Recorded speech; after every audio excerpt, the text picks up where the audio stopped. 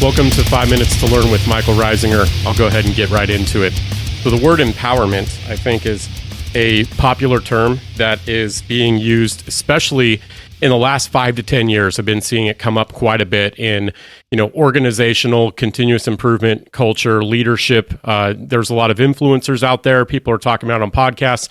Some companies even include it in the naming of their company, which I totally respect. And I hope that everybody listening will know that, I do understand the nuance in this word, but I want to highlight a sort of way and a method that I think it's being overused, overspoken, and oversimplified maybe.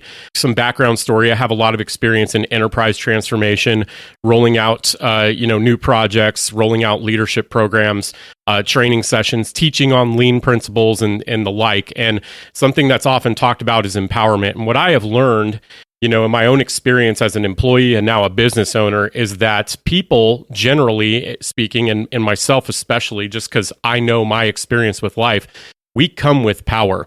We come already with a skill set list of talents that we have deeply ingrained in us. And if people are, kind of telling us about empowerment, my question to them is, how do you have the ability to empower or give power to another person? There's this idea that, technology empowers us. Like that's really big right now, artificial intelligence or AI, right? Everybody's talking about that, use it to empower your daily work, tasks, use it to, accelerate. There's empowerment in that sense. Empowerment has a bunch of different contexts, but I am mainly focusing today on the context that it has in, an organizational structure and when it comes to leadership, okay? To set the stage by saying that what I'm about to read comes from David Marquet. It's from his book, Turn the Ship Around. It's already come up on a previous podcast episode, and it will definitely be coming up, in future episodes.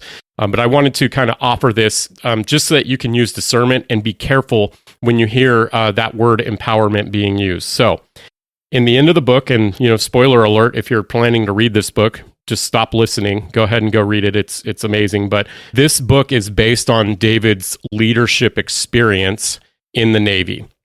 So I'm going to go ahead and read this from page 212. Mechanism. Don't empower, emancipate. Empowerment is a necessary step because we've been accustomed to disempowerment.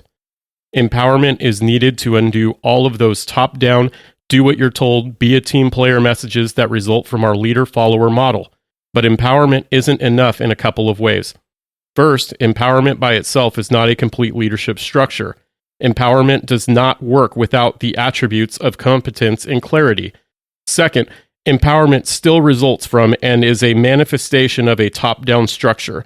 At its core is the belief that the leader empowers the followers, that the leader has the power and ability to empower the followers.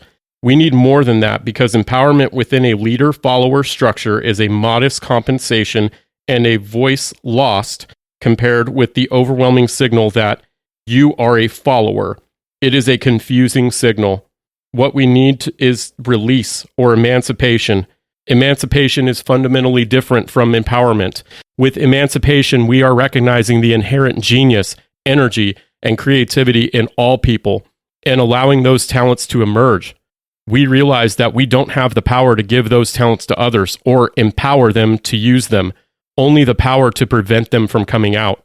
Emancipation results when teams have been given decision-making power and have the additional characteristics of competence and clarity. You have an emancipated team when you no longer need to empower them. Indeed, you no longer have the ability to empower them because they are not relying on you as their source of power. That ends the passage from the book. A way to put it more simply is there is a Wizard of Oz effect that kind of has to happen with people who feel like they've been disempowered. As an example, the Cowardly Lion, the Scarecrow, and the Tin Woodman, they get to the end of the story in the Wizard of Oz. They realize that they had the gifts all along. The Tin Man had a heart. The lion had courage, the scarecrow had brains, and they had opportunities to use those skill sets throughout the story. Just a cautionary tale here. Be careful with the words. Remember that when you're hiring people, You want them to come with power. You don't want to have to empower them. It's very exhausting hiring somebody who is supposed to come with power, and then you also have the job of not only training them to do the job, but in believing in themselves and giving them that license to use their talents. Thanks for listening.